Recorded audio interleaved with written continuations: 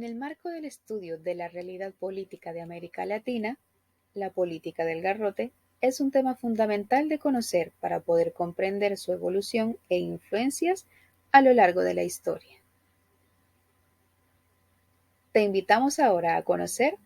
la política del garrote en 10 minutos.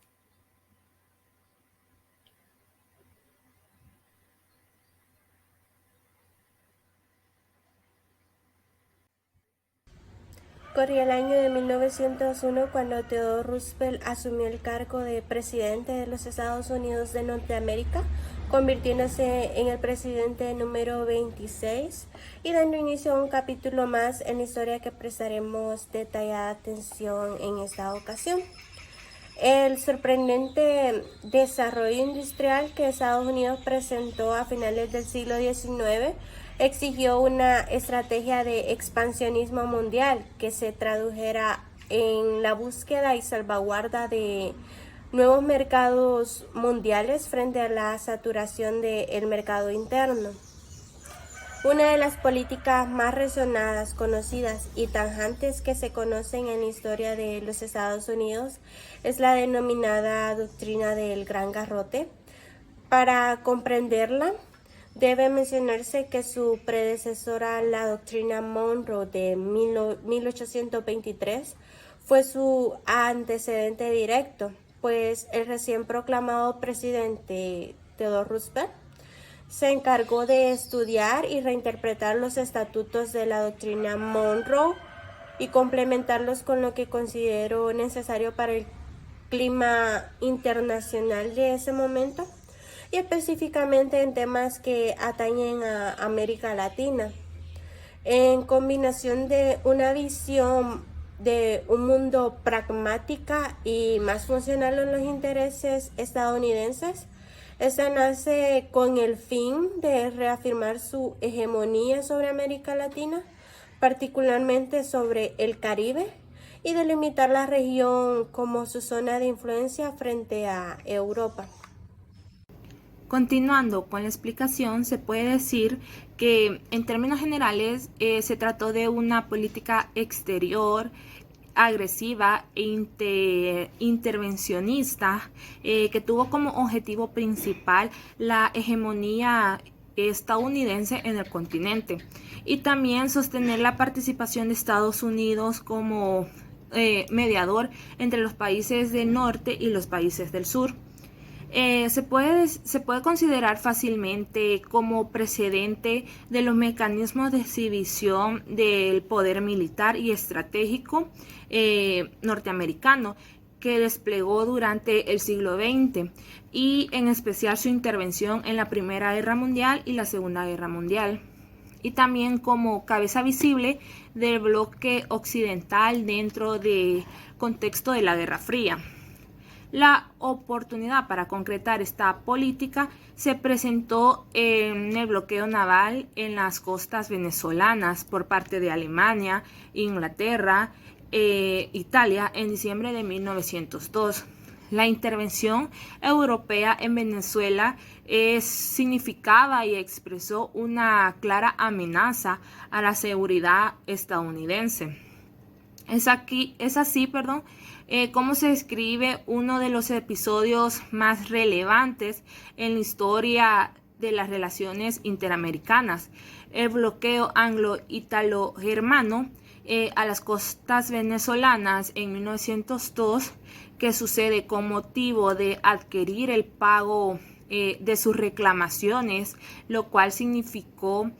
un reconocimiento de la doctrina Monroe. Estados Unidos decidió participar como un mediador para garantizar que el conflicto terminara en buenos términos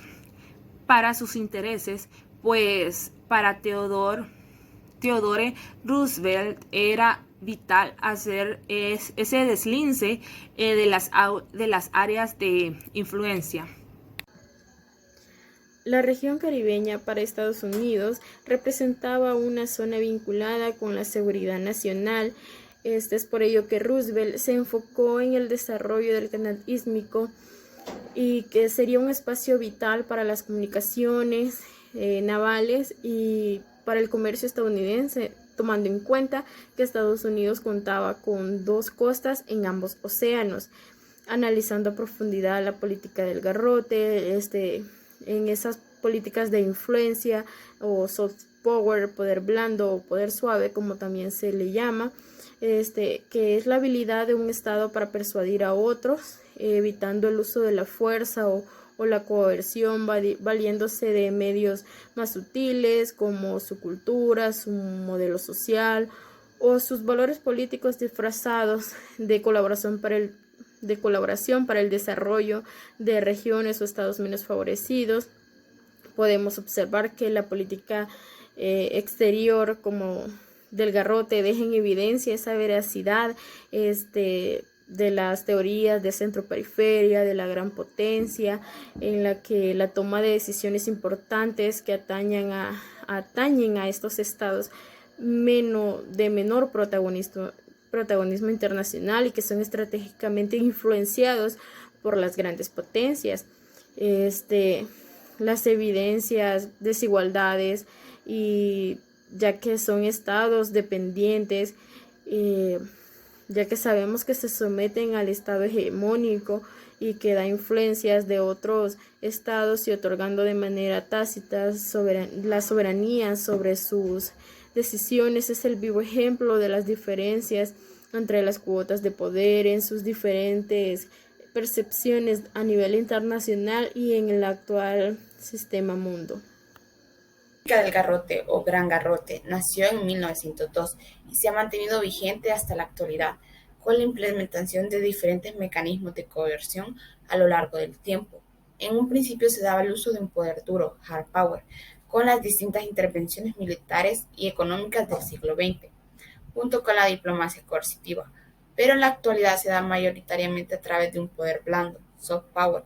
controlando la percepción que el mundo tiene de Latinoamérica, influyendo en la manera en la que se hace diplomacia y manejando la manera en la que la historia se cuenta. En un principio, los Estados Unidos hicieron uso de la política del garrote y otras formas de ejercer la diplomacia y el control político, como la doctrina Monroe y la diplomacia del dólar, para lograr convertirse en la potencia hegemónica del sistema internacional y del mundo capitalista. Y lograron serlo desde la primera mitad del siglo XX. Una vez logrado este objetivo, cambiaron la dirección de las políticas y la manera de ejercer la diplomacia a un dominio más económico, cultural y social mundial, y que logró mantenerse por las primeras 2 décadas del siglo XXI, pero que en la actualidad pelea por ser el centro con la potencia asiática China, y que por este mismo contexto los Estados Unidos siguen aumentando su poder blando con las periferias.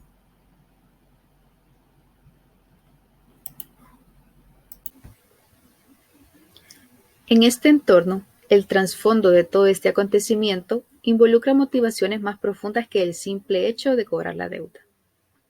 La decisión de las potencias europeas de llevar a cabo el bloqueo, así como la participación de Estados Unidos en el conflicto, respondieron a intereses nacionales determinados.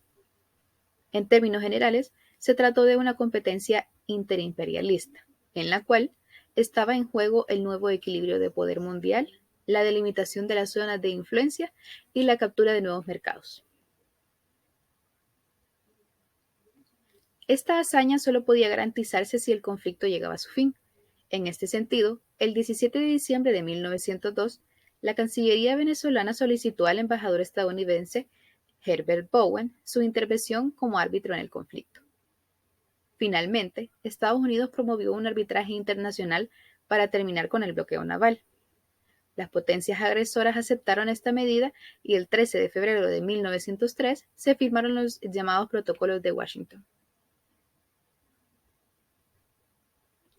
El bloqueo europeo a las costas venezolanas en 1902 fue un suceso que reveló la situación del nuevo contexto internacional. El arranque de Estados Unidos como potencia imperial, las transformaciones en el equilibrio de poder europeo con la emergencia de Alemania como potencia territorial y marítima, y la consolidación de los regímenes políticos en los países latinoamericanos. Sin duda alguna, sucesos que cambiaron el rumbo de la historia y son hoy parte de la realidad política de América Latina. Hemos terminado con nuestra presentación de la política del garrote en 10 minutos.